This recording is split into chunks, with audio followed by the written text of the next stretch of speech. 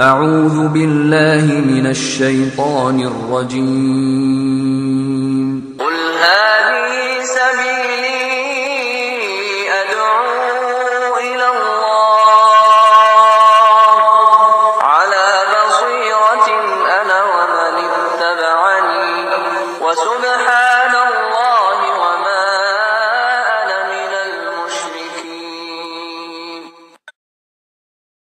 بسم الله الرحمن الرحيم. إن الحمد لله نحمده ونستعينه ونستغفره ونعوذ بالله من شرور أنفسنا ومن سيئات أعمالنا. من يهده الله فلا مضل له ومن يضلل فلا هادي له، وأشهد أن لا إله إلا الله وحده لا شريك له، وأشهد أن محمدا عبده ورسوله.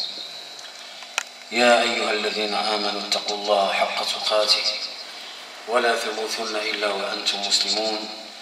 يا أيها الناس اتقوا ربكم الذي خلقكم من نفس واحدة وخلق منها زوجها وبث منهما رجالا كثيرا ونساء، واتقوا الله الذي تساءلون به والأرحام إن الله كان عليكم رقيبا. يا أيها الذين آمنوا اتقوا الله وقولوا قولا سديدا يصلح لكم أعمالكم ويغفر لكم ذنوبكم، ومن يطع الله ورسوله فقد فاز فوزا عظيما. أما بعد، فإن أصدق الحديث كلام الله تعالى، وخير الهدي هدي محمد صلى الله عليه وآله وسلم، وشر الأمور محدثاتها، وكل محدثة بدعة، وكل بدعة ضلالة، وكل ضلالة في النار. معاشر الإخوة النبلاء الفضلاء الأحبة الكرام، بداية نحمد الله جل في علاه الذي أكرمنا بهذا المجلس الكريم العاطر الذي نتفيأ ظلال وحيه جل وعلا، نتدارس ما يربطنا بالله وبرسوله صلى الله عليه وآله وسلم، ونرجو الله جل في علاه أن يثبتنا على ديننا، وأن يقينا شر الفتن ما ظهر منها وما بطن. وإن كنا لا نقوى على فتن الدنيا فهي تكبر حجما مما نتقوى به من هذا الإيمان، ولكن نرجو الله جل في علاه أن يسددنا وأن يوفقنا وأن يجعل قلوبنا على طاعته ومرضاته. أيها الإخوة الكرام، تتمة للحديث الثالث من كتاب الأربعين الإمام النووي رحمة الله عليه رحمة واسعة. وقبل أن نستكمل ما تبقى من هذا الحديث، لا بأس بسماع حديث نبينا صلى الله عليه وسلم، فليتفضل أخونا عمر إن شاء الله تعالى كعادته، جزاه الله خيرا. نعم. قال الإمام النووي رحمه الله تعالى في كتابه الأربعين النووية في الحديث الثالث: وعن أبي عبد الرحمن عبد الله بن عمر بن الخطاب رضي الله عنهما قال: سمعت رسول الله صلى الله عليه وسلم يقول: بني الإسلام على 5: شهادة أن لا إله إلا الله وأن محمد رسول الله، وإقام الصلاة، وإيتاء الزكاة، وحج بيت الله الحرام، وصوم رمضان. رواه البخاري ومسلم. في هذه الحصة إن شاء الله تعالى سيكون الكلام حول أداء ماذا؟ إقامة، قلنا الصلاة ثم الصيام.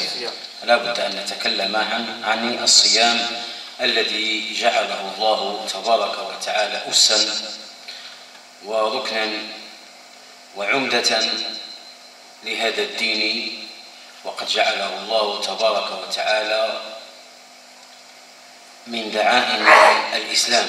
يرحمك الله. الصوم أيها الإخوة الكرام لغة هو الإمساك. الصوم لغة هو الإمساك، وهو ترك التنقل من حال إلى حال، وترك التنقل من حال إلى حال. فالصمت صوم، لأنه إمساك عن الكلام.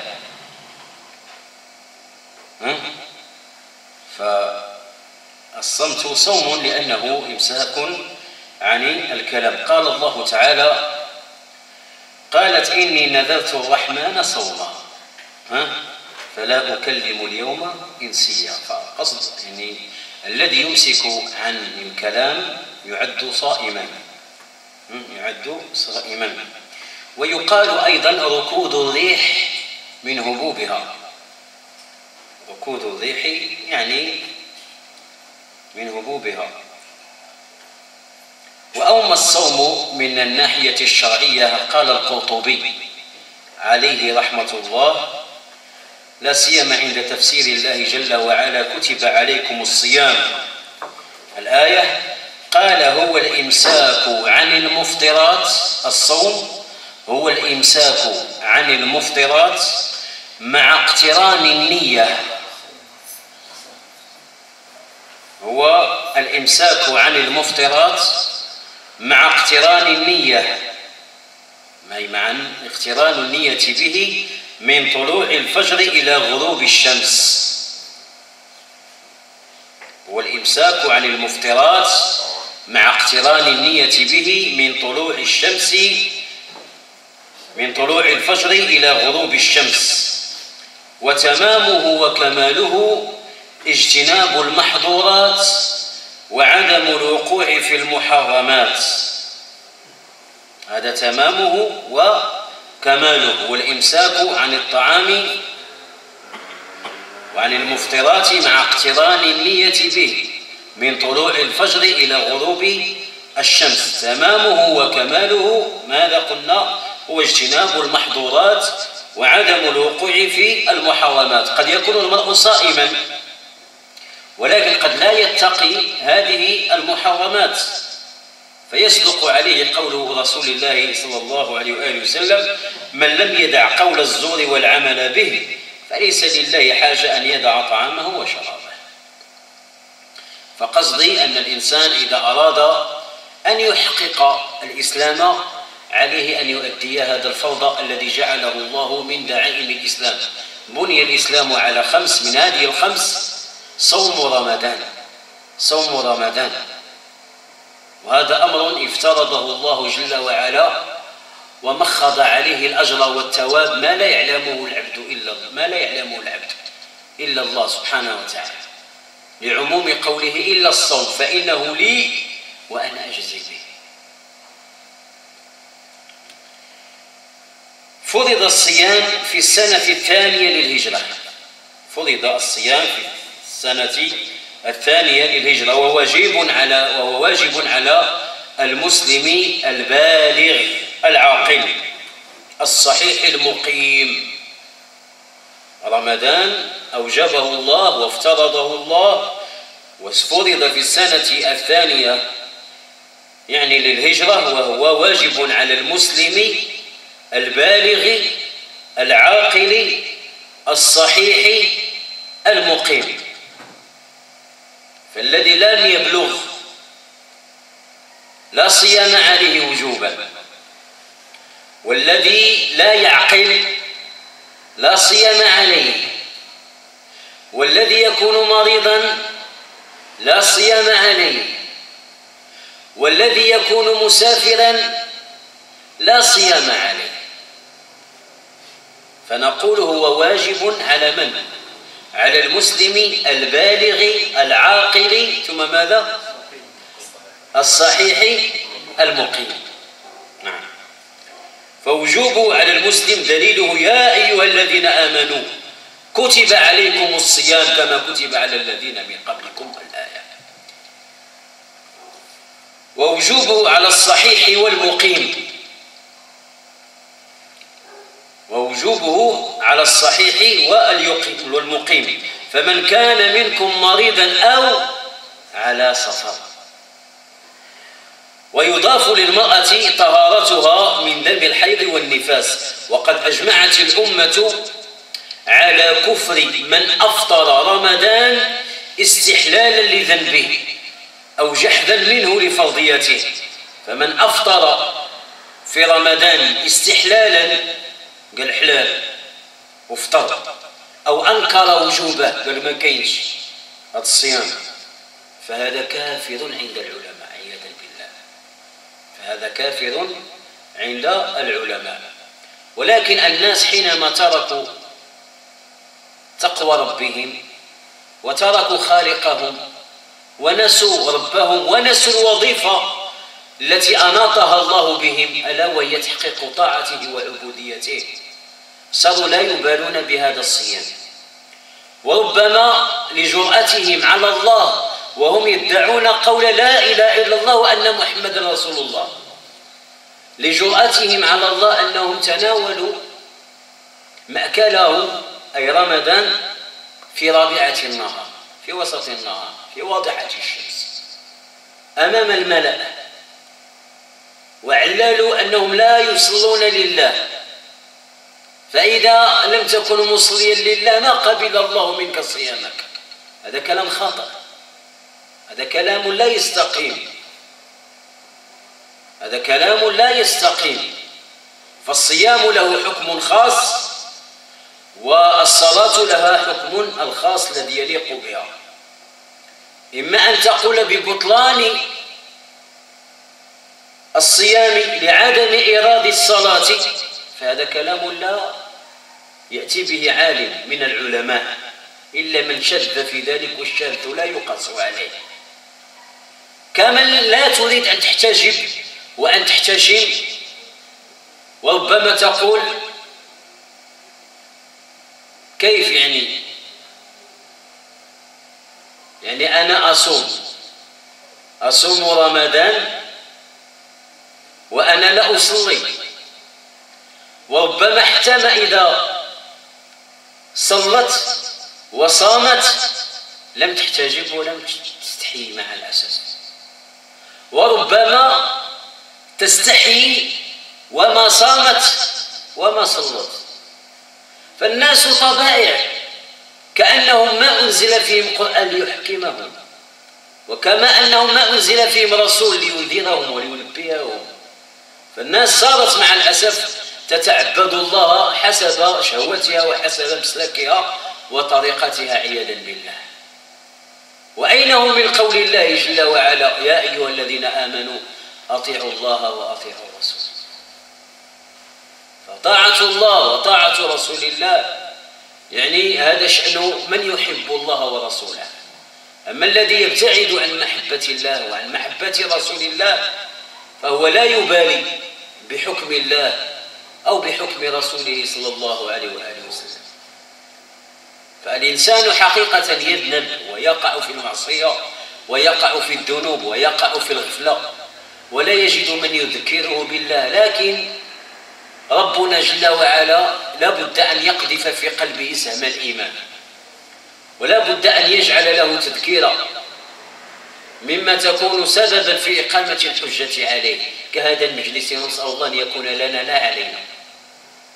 فاقصدي المفيد من كلام أيها الفضلاء يجب للإنسان أن يتبصر ذلك، وأن رمضان حق أن يعد مدرسة تربوية زمانية. لا شك أن رمضان مدرسة في التربية، أليس كذلك؟ يمسك الإنسان عن لسانه ويمسك عن جوارحه كما يمسك عن بطنه، كما يمسك عن بصره، ثم كما يمسك عن كل شيء يخطر بباله، فلا بد أن يتقي الله فيه. هذا هو الصيام الذي إذا وصل إليه المرء حاز قصب الصدق في الأجر والثواب. فشرائع الإسلام عموما جعلها الله تعالى مدارس تربوية، وهذا يظهر جليا للمستنبط الحذق. فرمضان جاء ليربينا فلنتربى. ومن أنواع التربية المستفادة من الصيام أولا الأمور التي تستوجب لنا أن نتربى عليها خلال صيام شهر رمضان أو غيره إن شاء الله تعالى. أولا مغفرة الذنوب ودخول الجنة، مغفرة الذنوب ودخول الجنة. إذا وجدت أن الله سيغفر ذنبك وسيدخلك الجنة إذا عملت عملا، تطرق بابه أم لا؟ تطرق بابه. يأتي الشيطان ويأتي الهوى وتأتي النفس، ويأتونك رفقاء السوء، ويأتي العرف وتأتي التقاليد، ويأتي الخمول، ويأتي كل هذه عوارض تبعدك عن ما يسبب لك المغفرة وما يدخلك الجنة. لكن أنت أمرت أن تدفع كل هذه العوارض وتسأل الله أن يوفقك وأن يسددك.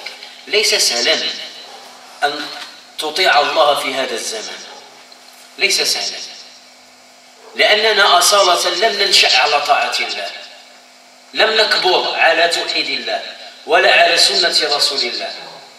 ربما لا نجد حتى طاعة الله في بيوتنا، لا نجدها أيها الإخوة، إلا من حكم زمام أموره.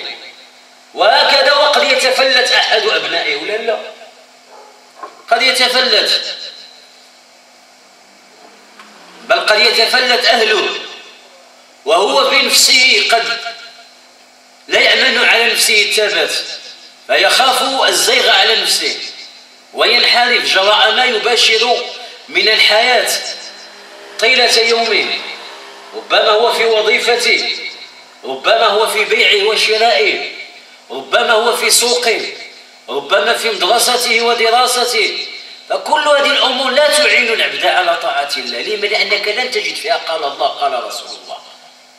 فلا تستغرب، فأنت تكابد الأشواك وتزاحم الشر من جميع جوانبك، فسل الله أن يثبتك. فالماسك على دينه كالقابض على الجمر. صدق رسول الله، صدق رسول الله. يعني كون أن تستقيم على طاعة الله يعني. ولذلك نحن نخاف على أنفسنا إذا استمرت فينا الذنوب والمعاصي، نخشى على أنفسنا أن لا نستقبحها يوما. تخاف على رأسك أنك لا تقبح الذنوب والمعاصي، تصير عندك عادة، تقع في الذنوب خلاص الأمر عندك هين. هذا إذا ذهب الإيمان من القلوب. أما إذا بقي فيه شيء فسل الله أن يوفقك ليعظم شأن إيمانك. فإذا كان قلبك مفعما به يعني حملك على الخير وحملك على الفضل وحملك على التوبة وحملك على الإنابة وحملك على الخلوة وحملك على محاسبة النفس وحملك على الوفاء الذي ولا بد أن تقدمه لله ولرسوله.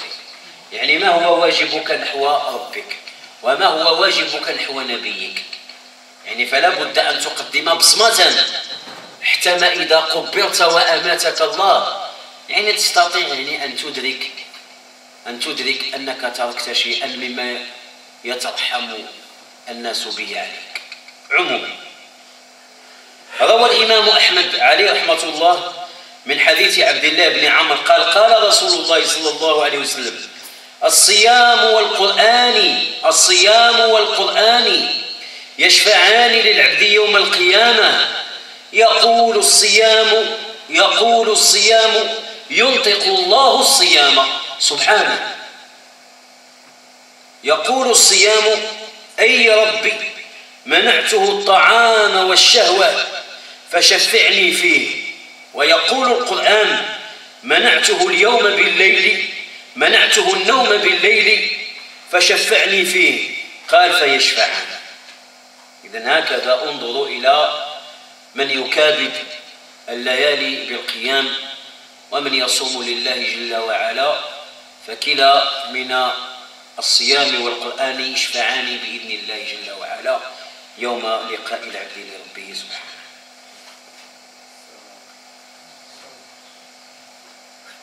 وثبت في الصحيحين واللفظ للبخاري عن أبي هريرة رضي الله عنه قال قال رسول الله صلى الله عليه وسلم قال الله جل وعلا كل عمل ابن آدم له إلا الصيام فإنه لي أنا الله وأنا أجزي به. والصيام جنة وإذا كان يوم صوم أحدكم فلا يرفث ولا يسخر فإن سابه أحد أو قاتله فليقل إني امرؤ صائم والذي نفس محمد بيده لخلوف فم الصائم أطيب عند الله من ريح المسك للصائم فرحتان يفرحهما إذا أفطر فرح وإذا لقي ربه فرح بصومه. يعني انظروا حفظكم الله، انظروا إلى عظمة شأنه، وانظروا إلى جميل صنيعه، وانظروا كم مخض الله عليه من الأجر والثواب. ولا يعظم أجر صيامك إلا أن يكون لله. والناس من جهلها بأحكام الصيام سرعان ما تقول للصائم عند أمر ما: مالك صيم الجميل. فالناس هذه الكلمة يعني أخذت مأخذا عند كثير من جهلة المسلمين، فصاروا يعني يرددون هذه الكلمة على ألسنتهم وهم لا يعرفون مآلها ولا يعرفون مقاصدها. مالك صيم الجميل. الإنسان يعني يقول هذه الكلمة هو لا يفهم هذه العبادة. الصيام عبادة والله غني عن هذا الصيام، يعني ما يفعل الله بصيامكم أيها الإخوة، ولكن جعله قربة وطاعة لله جل وعلا. وهذه العبادة فرضت قبل الإسلام أيها الإخوة الكرام، كانت حتى في زمن الأنبياء، ولذلك حينما جاء بها الإسلام زين مقامها بأحكامها لا يعلمها أيها الإخوة الكرام إلا من طرق باب العلم. فقصدي حفظكم الله هذا الصيام يعني يرفع منزلتك عند الله. قال ابن عبد البر: وهذا الصيام يعني لا يعظم أجره إلا أن يبتلى فيه المرء الصائم لله جل وعلا. كما أن الحج إذا وفقك الله جل وعلا وأديت مناسكك فأنت تتمنى أن تعود كيوم ولدتك أمك، ليس كذلك؟ ولذلك يعني لا يصح حجك إلا أن تبتلى فيه. فلا بد من يأتي من يفسد عليك حجك، إما بكلمة وإما بعمل ما وإما بظلمك وإما بإدايتك والإساءة إليك، سواء أثناء الطاعات، أثناء الرمي، أثناء الطواف في منى، أثناء إحرامك. ربما قد لا تجد يعني حقك يعني في غرفتك، قد يأتي من يناقشك ويخاصمك. هذه كلها أمور تقع وتطرأ والله يختبر بها العباد. فمن جاء لله وصبر واحتسب عظم أجره وثوابه. ومن أراد أن يجادل غيره وأن يخاصم غيره وأن يسخر فلا شك أن هذا مدعاة لفساد الحج عياذا بالله. قد يكتب الله الحج ولكن لا تستحق كمال أجره وثوابه، ولذلك يجب الإنسان أن يعرف ذلك. كذلك الصيام أيها الإخوة الكرام، يستحيل أن يعظم أجر صيامك إلا أن تبتلى فيه. فلا بد من يأتي من يخاصمك وأنت صائم لله، فلا بد أن يأتي من يجادلك وأنت صائم لله. قد يأتي من يأذيك ويسوء إليك ويأخذ حقك وأنت صائم لله. قد يأتي من يسبك وأنت صائم لله. فإذا كان صيامك لله فكلمتك لله تحملك على عدم إداية غيرك وعلى عدم مجادلته. لما؟ لأن الله قربك إليه بهذا الصيام، وغيرك يصوم لبطنه ولفرجه. فإن سابك أحد أو جهل عليك فقل إني صائم إني صائم. هذه مقاصد من يعلم حقيقتها. قال العلامة ابن عبد البر: كفى به فخرا، أي الصيام، أن يكون خاصا بالله جل وعلا، إلا الصوم فإنه لي. كفى به فخرا أن يكون لله جل وعلا. فقد خص الله عز وجل الصيام به دون بقية العبادات، لأن في الصيام الإخلاص التام بخلاف العبادات الأخرى فقد يتخللها أعمال الرياء. الحج قد يتخلله الرياء، الأضاحي قد يتخللها الرياء، الصلاة قد يتخللها الرياء، الزكاة قد يتخللها الرياء، لكن الصيام لا، كل شيء صيم، كل شيء صيم، إنما يبقى شيء ألا وهو تقوى العبد في هذا الصيام. ما علمنا أن الإنسان يتظاهر بالصيام، أنا راسم ديما كنصوم الاثنين والخميس، لو صدر هذا يعني نسأل الله السلامة والعافية، يعني هذا غاب عن العلماء، يعني ربما غاب حتى عن إبليس أن يتظاهر الإنسان بالصيام، لا، قد يتظاهر بالصدقة، وقد يتظاهر بالقرآن، وقد يتظاهر بالدعوة وبالعلم، وقد يتظاهر بالحفظ، وقد يتظاهر بالخلق، وقد يتظاهر بشيء، لكن يتظاهر المرء بالصيام يعني لما؟ لأن الصيام أمر سري باطني ولا لا؟ والأعمال كلها ظاهرة، كل الطاعات بينة واضحة تنجلي فيها الأعمال، الصدقة، الزكاة، الأضاحي، تفهمنا ولا لا؟ ولكن الصيام لا، شيء مخبري باطني، فإذا تظاهر الإنسان بمخبره هذا وصل إلى درجة الحمق والبلل، نسأل الله السلامة والعافية. وفي رواية مسلم: كل عمل ابن آدم يضاعف، الحسنة ب10 أمثالها إلى 700 ضعف. قال الله جل وعلا: إلا الصوم فإنه لي وأنا أجزي به، ويدع شهوته وطعامه من أجلي، وللصائم فرحتان، إلى آخر الحديث. وفي الصحيحين عن أبي هريرة رضي الله عنه أن رسول الله صلى الله عليه وسلم قال: من صام رمضان إيمانا واحتسابا غفر له ما تقدم من ذنبه. من صام رمضان إيمانا واحتسابا غفر له ما تقدم من ذنبه. إذن مغفرة الذنوب ودخول الجنة هذه من الأسباب يعني الجالبة لهذه التربية الرمضانية. كذلك من الأسباب الجالبة للتربية أثناء صيامنا لشهر ربنا التقوى. قال الله جل وعلا: يا أيها الذين آمنوا كتب عليكم الصيام كما كتب على الذين من قبلكم لعلكم تتقون. ما شرع الصيام إلا لتحقيق تقوى الله، ما شرع الصيام إلا لتحقيق تقوى الله. أنت تريد تقوى الله، تريد طاعة الله، جعل الله لك الصيام مدعاة لتحقيق تقوى، هذه مقاصده. لكن الناس اليوم لا، اتخذت صيامها عرفا وعادة، ولذلك ترون في الليالي هم بالسهرات وهم بالموسيقى وهم بالليالي وهم بالرقص وبأمور يعني لا تخفى على أمثالكم أيها الإخوة الأفاضل. فكيف يعني؟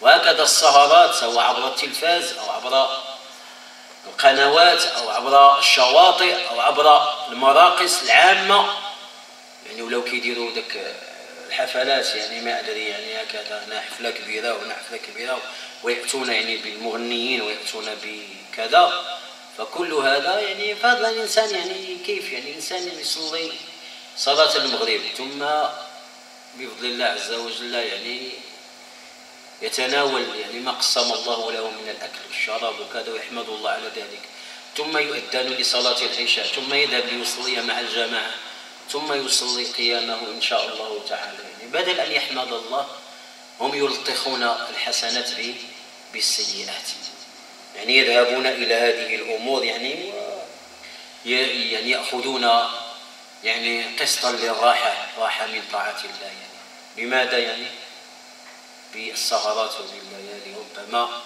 يقع من القبح في رمضان ما لا يقع في غيره من الشهور، نسأل الله السلامة والعافية. والله يا أخي يقع.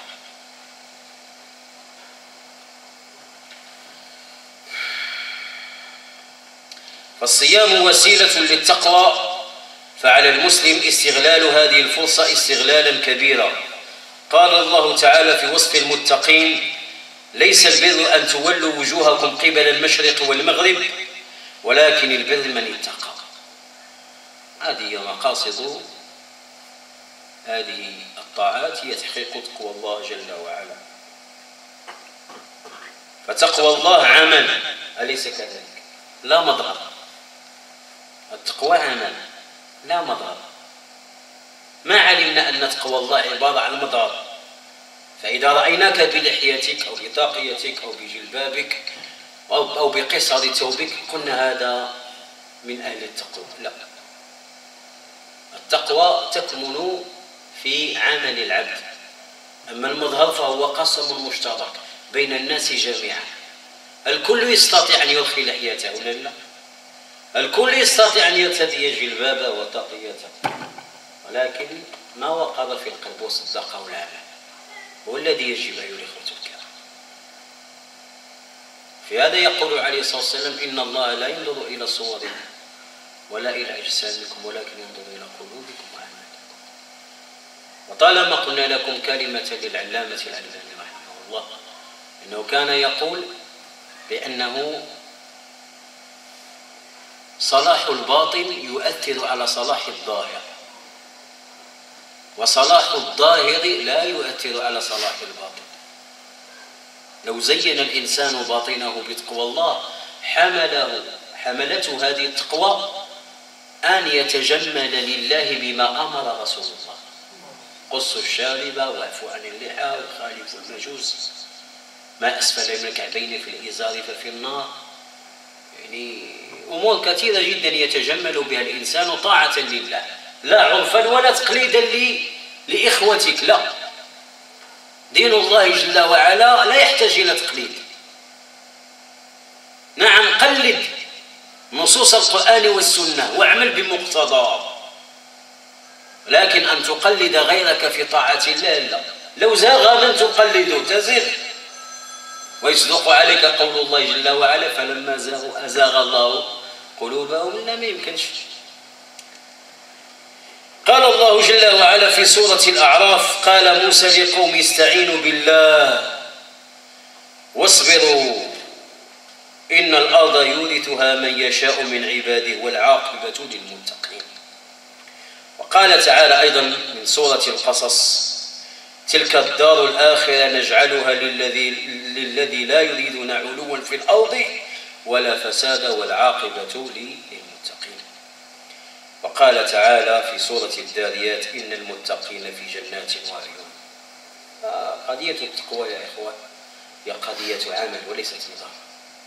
الإنسان يبحث دائما عن الأسباب الجالبة لتقوى الله، وإذا أوقعك الشيطان في الذنوب وفي المعاصي وفي الفواحش وفي الزنا وفي الربا وأوقعك في كل بلية، الإنسان لا بد أن يتدارك أمره بالاستغفار، ولا بد أن يرجع إلى الله، ولا بد أن يتوب إلى الله، ولا بد أن يبحث عن الأسباب الجالبة للعمل الصالح حتى يصدق فيك قول الله جل وعلا: إن الحسنات يذهبن السيئات. وقوله عليه الصلاة والسلام لمعاذ: اتق الله حيثما كنت واتبع السيئة الحسنة تمحوها، إلى آخر الحديث. وخالق الناس بخلق. فقصدي أكرمكم الله دائما الإنسان يبحث عن هذه الأمور. يعني تصوروا، يعني هذه الآذان أفضل ما يلقن لكم هو الوحي. يعني هذه الآذان تسمع الخير وتسمع الشر وتسمع البلايا وتسمع الرزايا وتسمع كل شيء، لكن أعظم شيء يدخلها هو القرآن والسنة. ولذلك يعني ما يدخل من الخير هو أقل مما يدخل من الشر. الشر هو الذي يدخل بك، نسأل الله السلامة والعافية.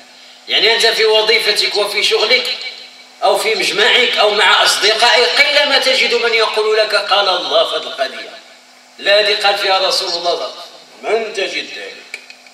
كأن القرآن والسنة لا يوجد إلا في خطبة الجمعة أو في هذه الدروس، بخلاف الصحابة والتابعون والأئمة والعلماء مجالس كلها قال الله قال رسوله، لأنها هي المقود وهي الأساس وهي الروح. يتغذون بالقرآن وبالسنة. ما إذا جردوا من مجالسهم الوحي ما يطيقون حتى عدم الكلام بقال الله قال رسول الله. احنا لا، عطى الله الملهيات، عطى الله غير الكرة شحال كدي للعباد، غير الكرة شحال كدي للعباد.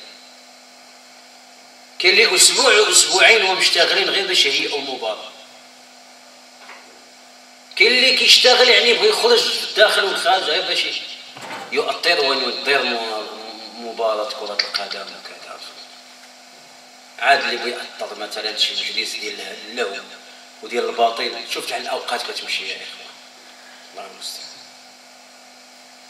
إذن كذلك من الأسباب الجالبة للتربية أثناء صيامنا الصبر على مداومة العبادات.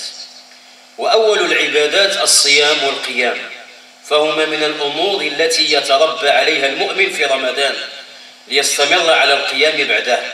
ثم قراءة القرآن، ففي الصحيح البخاري عن ابن عباس رضي الله عنه قال كان رسول الله صلى الله عليه وسلم أجود الناس بالخير، وكان أجود ما يكون في رمضان. يعني انظروا إلى وصفه صلى الله عليه وسلم أثناء الصيام، يعني كان أجود الناس، ليس هناك من يفوق جوده صلى الله عليه وسلم، وخاصة أثناء الصيام.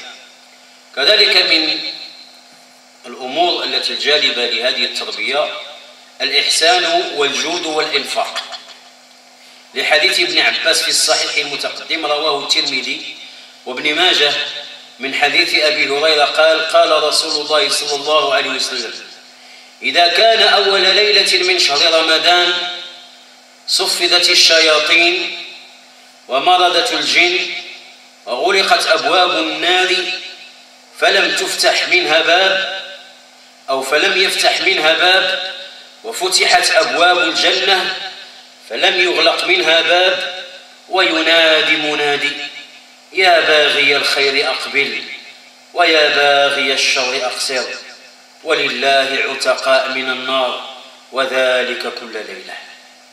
انظروا حفظكم الله هذه الأحاديث التي طالما طرقت أسماعكم، ولكن إذا جددت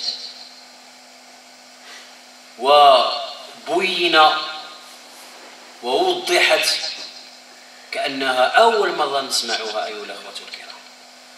مثلها كمثل القرآن وآيات الله. أحيانا تستحضر آية وتستوقفك آية وتحاول أن تعلم مضمونها وشرحها ومعالمها ومقاصدها كأنك أول مرة تقرأ هذه الآية. يقع هذا أم لا؟ يقع، وربما قرأتها مئات المرات، ولكن حينما تقرأ هذه الآية وتقف معها سبحان الله. هكذا أحاديث رسول الله صلى الله عليه وسلم، يعني صفدت الشياطين ومرضت الجن وأغلقت أبواب النيران، شيء عظيم، وفتحت أبواب الجنان وينادي منادي يا باغي الخير أقبل ويا باغي الشر أقصر. وكلنا نريد الخير من عند ربنا سبحانه وتعالى، ونعلم أن الخير رضيه الله لنا، وخلق الله ما يعكر جمال هذا الخير، وذلك لأجل بلاء عباده ولأجل تمحيص إيمانهم، وذلك لتتميز الصفوف. أحسب الناس أن يتركوا أن يقولوا آمنا وهم لا يفتنون ولقد فتنا الذين من قبلهم فليعلمن الله الذين صدقوا ويعلمن الكاذبين. فلا بد أن يختبر الله عباده. كذلك أخيرا من الأمور الجالبة للتربية أثناء رمضان الآداب والأخلاق المحمدية. فما جعل الصيام للتجويع والعطش، أليس كذلك؟ ما جعل الله الصيام للتجويع والعطش، يعني الله حينما أمرنا بالصيام ما أراد أن يجوعنا وما أراد أن يعطشنا سبحانه وتعالى. يعني فينبغي للعاقل أن يعتقد ذلك، كما ثبت عند ابن خزيمة وابن حبان من حديث أبي هريرة أن رسول الله صلى الله عليه وسلم قال: ليس الصيام من الأكل والشراب، ليس الصيام من الأكل والشراب، وإنما الصيام من اللغو والرفث، وإنما الصيام من اللغو والرفث. وفسر الرفث في الحديث على أنه هو الكلام الفاحش، هو الكلام الفاحش. وفي الصحيحين: فإذا كان يوم صوم أحدكم فلا يرفث كما مر معنا، ولا يسخب، ولا يجهل، فإن شاتمه أحد أو قاتله فليقل إني صائم إني صائم. وقد مر معنا حديث: من لم يدع قول الزور والعمل به فليس لله حاجة أن يضع طعامه وشرابه. وقوله عليه الصلاة والسلام كما في سنن ابن ماجه والنسائي من حديث أبي هريرة رضي الله عنه: رب صائم ليس له من صيامه إلا الجوع والعطش، ورب قائم ليس له من قيامه إلا السهر. يعني قد تصوم يومك ولكن طيلة يومك وأنت ساب أو أنت نائم أو تفعل الشر أو تحمل شر، إنما جوعت نفسك وعطشتها. رب صائم ليس من صيامه إلا الجوع والعطش، ورب قائم ليس من قيامه إلا السهر. ربما قد يقوم الليل ولكن مشتغل ولا يحقق مقاصد القيام، بأنه هي العبادة التي شرعت فيها الجماعة. ألا يجوز لك أن تتنفل جماعة مع إخوانك؟ لو تعاهدنا مثلا نصلي صلاة العشاء لكن نقول لإخواننا الشفع والوتر نصلي جماعة، يصح هذا؟ تصح هذه العبادة؟ لا، هذه هي البدعة بشحمها ولحمها. لما؟ لأن النبي لم يؤثر والصحابة لم يجتمعون على عبادة من غير الفريضة إلا ما أقره الشرع من هذه القيام العظيمة لليالي رمضان المسمى بتراويح. فهم هذا؟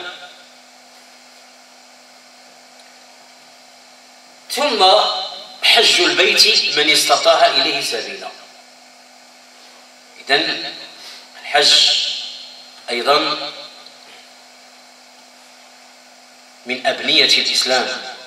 بني الإسلام على 5: شهادة أن لا إله إلا الله وأن محمدا رسول الله، وإقام الصلاة وإيتاء الزكاة وصوم رمضان وحج البيت من استطاع إليه سبيلا. إذن كذلك الحج. قال صاحب اللسان: الحج أي القصد، حججت إليك أي قصدتك.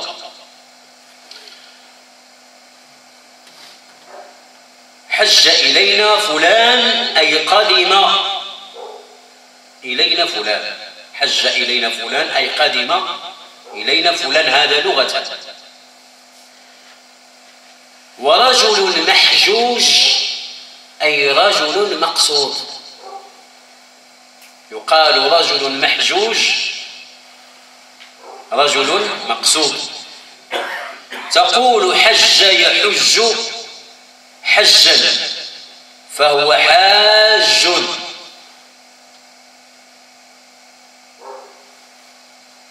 وجمعه الحاج، جمعه مفرد الحاج، جمعه حجيج أو حجاج. والمؤنث يقال امرأة حاجة ياكل الله، وجمعها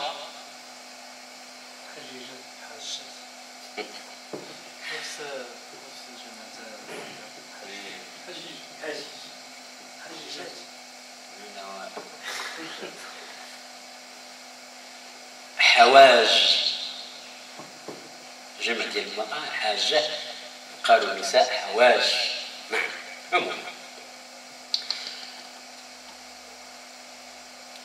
والحج في الشرع هو القصد إلى بيت الله الحرام بأعمال مخصوصة في أوقات مخصوصة.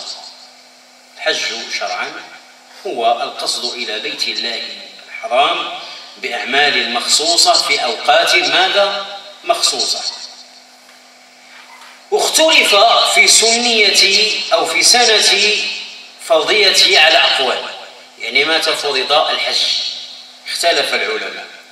القول الأول الحج فرض في السنة السادسة، وهو قول الجمهور. الحج فرض في السنة السادسة للهجرة، وهو قول ماذا؟ الجمهور. واستدلوا بقوله تعالى وأتموا الحج والعمرة لله. ومعلوم أنها نزلت في السنة السادسة للهجرة عام الحديبية، حينما أحصر النبي صلى الله عليه وسلم وأصحابه. وهذا القول مرجوح لأن الأمر بالإتمام، وأتموا الحج والعمرة لله، أي أن هذا الذي ذكرناه لا يدل على البدء، وإنما يدل على الإكمال الذي يأتي بعد أن كانت بداية له. فالحج والعمرة عرف منذ عهد إبراهيم عليه الصلاة والسلام، ويؤيد أن الآية ليست للبدء، أي قول الله وأتموا الحج والعمرة لله ليست للبدء، وإنما عرف أن هذا الأمر كان في زمن يعني إبراهيم عليه الصلاة والسلام. ما رواه الطبراني في الأوسط وسكت عنه في الفتح أن رجلا جاء إلى النبي صلى الله عليه وسلم وهو متصبح بالخلق، فقال كيف تأمرني يا رسول الله في عمرتي؟ فكيف تأمرني يا رسول الله في عمرتي؟ فنزلت وأتموا الحج والعمرة لله. وأتموا الحج والعمرة لله. ويستدل من يذهب إلى فرضية العمرة بهذه الآية. القول الصواب والراجح إن شاء الله تعالى، وهو المعمول به عند كثير من المحققين، أن الحج قلنا الحج قوله الفرض في السنة السادسة، والمحققون قالوا أن الحج فرض في السنة التاسعة أو العاشرة للهجرة. ورجح ذلك شيخ الإسلام ابن تيمية رحمه الله وتلميذه ابن القيم في زاد المعاد. وملخص كلامه أن الحج إنما فرض بقول الله تعالى في سورة آل عمران ولله على الناس حج البيت، وهي في صدر سورة آل عمران، وكان منزلها عام الوفود. ومعلوم أيها الفضلاء أن الحج هذا رضيه الله جل وعلا، فإذا أردت أن يقبل الله منك هذا الحج فلا بد أن يكون مبنيا على ما أحل الله. فلو حج الإنسان بمال حرام لا حج له،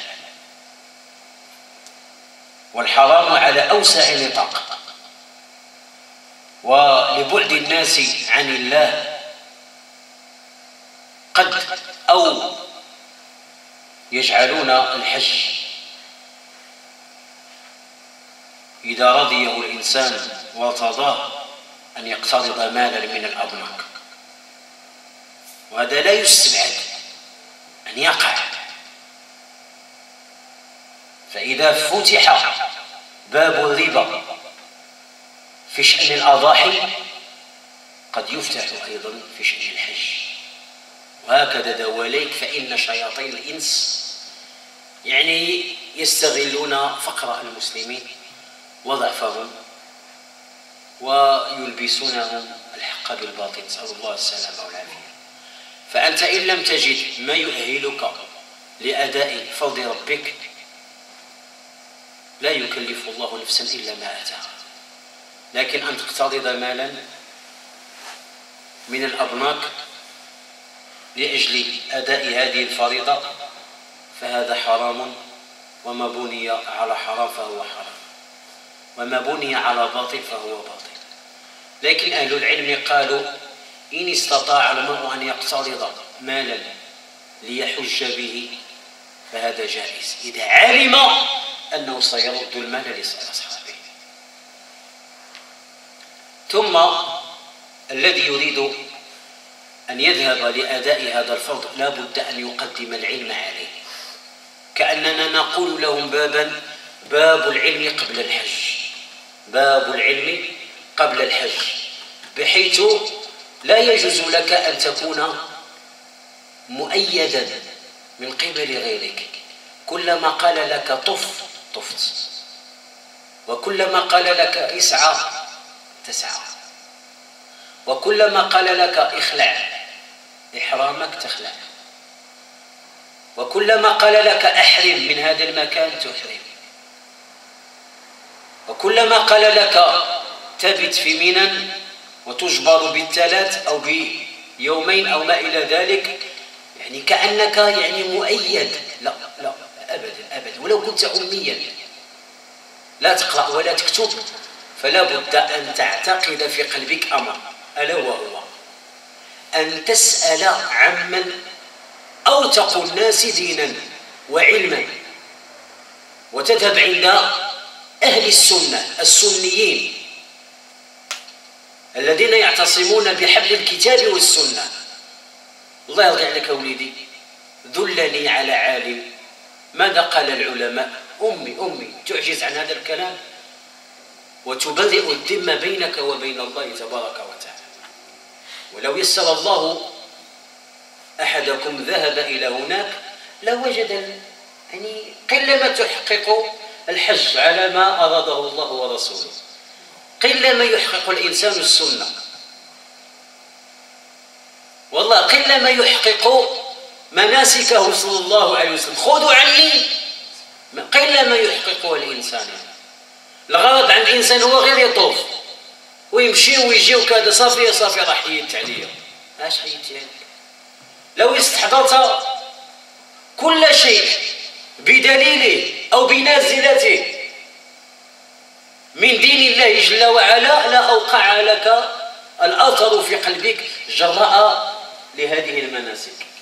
ترمي فتعلم ما هي مقاصد الرمي، تطوف فتعلم ما هي مقاصد الطواف ومن طاف، تسعى بين الصفا والمروة تعلم نازلة ذلك وسبب هذا السعي، فتستحضر هذه المواقف فتجد أثر الحج في قلبك، ولا لا؟ لكن الذي يطوف كطواف الناس، نديروا هكا، سيروا جيو، قولوا الذكر، لا يجد الإنسان لذة، لا يجد اللذة، وهذا الذي يقع لكثير من الناس. ولذلك لبعدهم عن العلم تراهم أنهم يناقشون الناس ويخاصمونهم، وربما يعني يعيرون، وهناك مسبة بين الحجاج وبين الحاجات إن صح القول درجتان.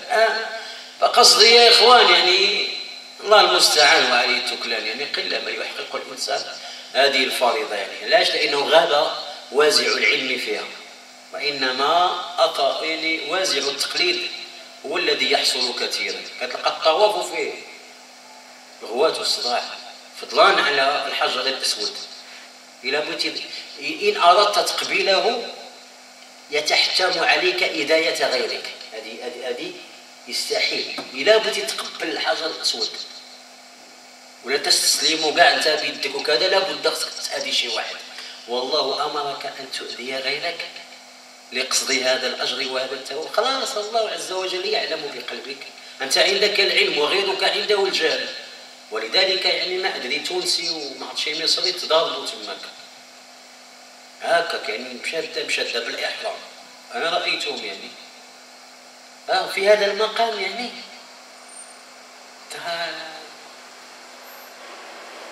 يعني هذه الطاعات يعني غابت عن القلوب، نسأل الله السلامة والعافية.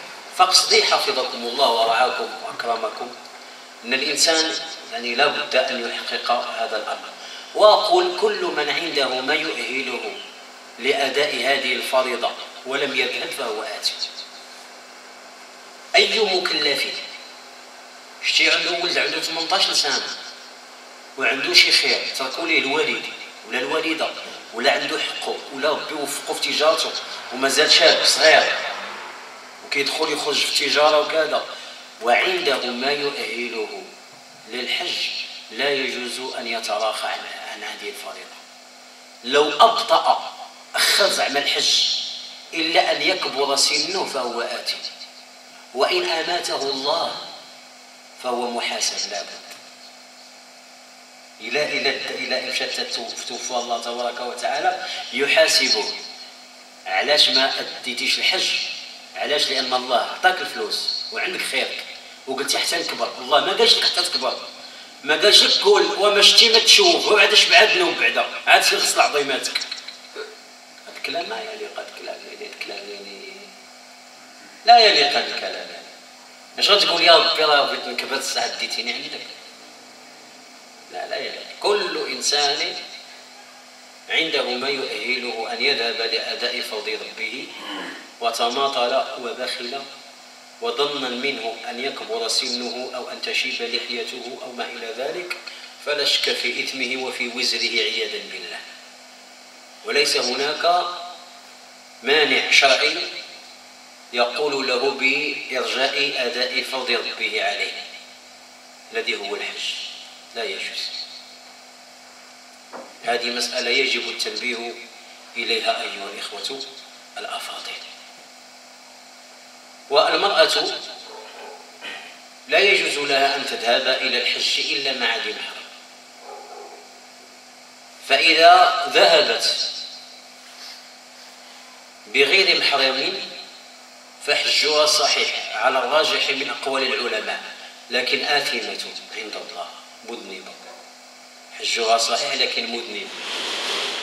وليس عندنا في دين الله تبارك وتعالى ما يصطلح عليه اليوم بالرافق. ما عندناش الرافق في شرع الله، عندنا المحرم،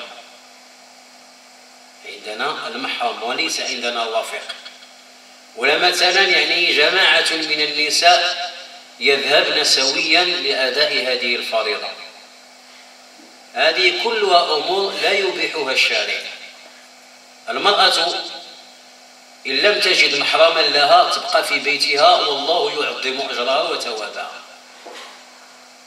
فأعرف أن كثير من الأخوات الفاضلات يعني بفضل الله عندهم ما يؤهلهن للذهاب إلى الحج لكن لا يجدن محرما لهم،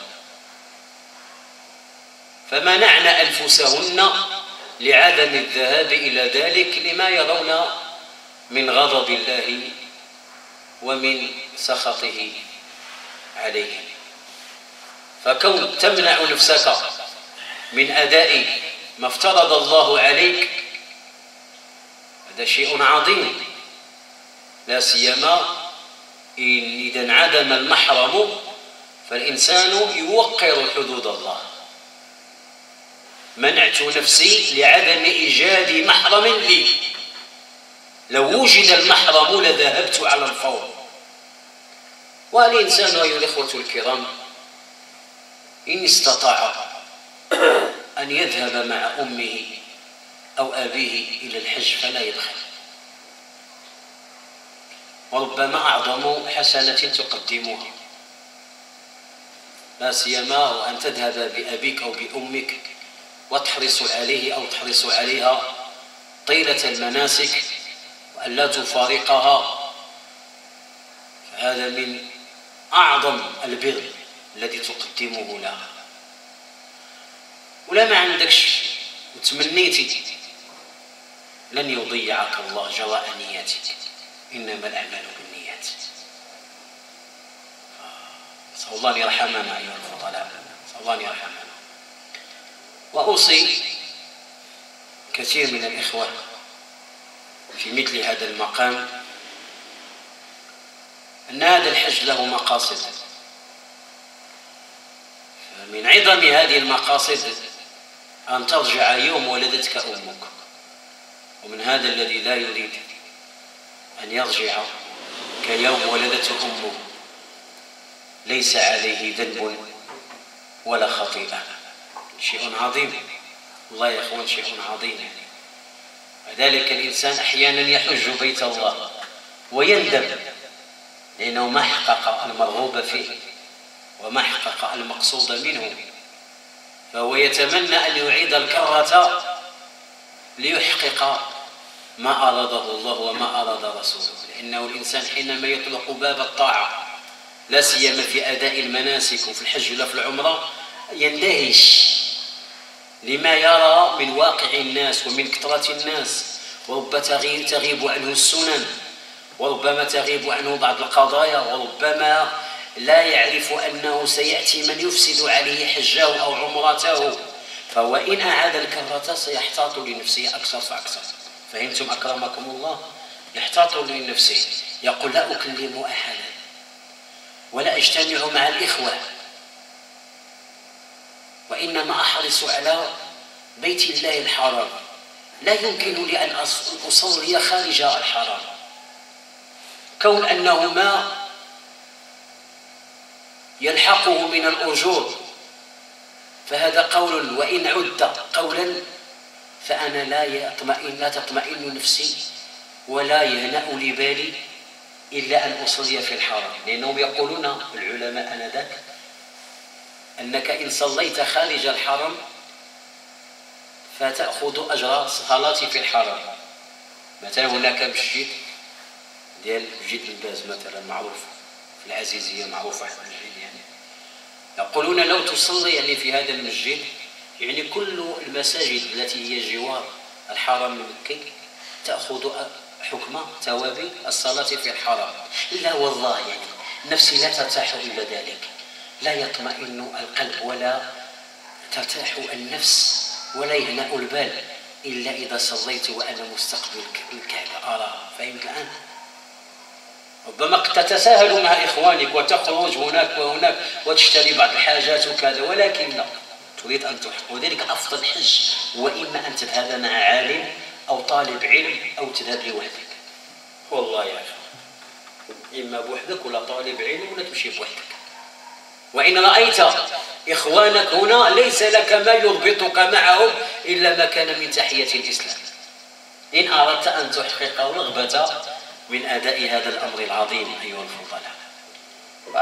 والنبي صلى الله عليه وسلم قال حجوا قبل أن تمنعوا، وقال عليه الصلاة والسلام حجوا قبل أن يحال بينكم وبينه. يعني ستأتي أزمنة وإحنا بدأنا فيها أنك لو بديت تحج خصك شروط وشروط وشروط، وأنتم ترون واقعا اليوم يعني خص 10 سنين عاد تمشي، والقرعة واللي صغير اللي يمشيش واللي عنده 60 عام الفوق وكذا، يعني وهكاك غادي يعني كل عام يعني غادي تعقد الأمور. يعني فأنت لو بتمشي مثلا في شي أجونس معينة إلا ما عندك واحد 8 مليون ولا 10 مليون يعني ما تستطيعش أنك تحج. نسأل الله السلامة والعافية. وإحنا كاع فقراء ليس عندنا هذا المال ما يؤهلنا للذهاب، فنشكو إلى الله. ولكن الحمد لله يا إخوان، فهمتم الآن؟ فهمتم؟ يعني فاقصدي الإنسان إذا عنده ما يؤهله للذهاب فلا يبخل. فأرجو الله التوفيق والسداد، وربما نكتفي بهذا القدر الذي تذاكرنا فيه حول ما يتعلق بتتمة حديث ابن عمر رضي الله عنه وأرضاه، ونقول هذا القول ونستغفر الله لي ولكم فاستغفروه من كل ذنب ومن كل قول بلا عمل، وآخر دعوانا أن الحمد لله رب العالمين وبارك الله في الجميع.